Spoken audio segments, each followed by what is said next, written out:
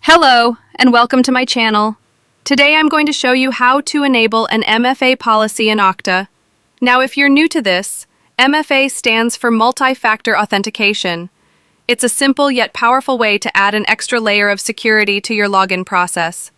By enabling MFA, you ensure that your users verify their identity using more than just a password, like a push notification, SMS code, or an Authenticator app. In this video, I'll walk you through a step-by-step demo on how MFA works in real time and how to configure it inside the Okta admin dashboard. So grab your keyboard and let's get started. First, go to your Okta admin dashboard. Make sure you're logged into your tenant. Next, from the left-hand menu, go to Security and then to Authentication.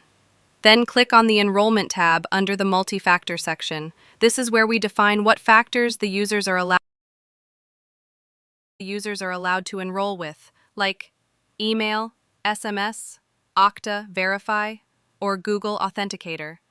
Now check the Add Authenticator. Here you'll see all the authenticators available, but then check the Add Authenticator. Here, all the authenticators are available, like Custom Authenticator email link code, Google Authenticator, but we already have the required one, so we can go with the default one. Go back to the Enrollment tab. Scroll down and check the default policy shown there. Now click on Add Policy, or you can choose to edit an existing one.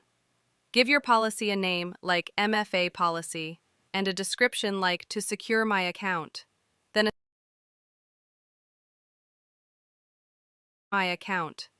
assign it to groups. Here we're adding the group Terraform Okta Group. Next, select the Okta Verify authenticators.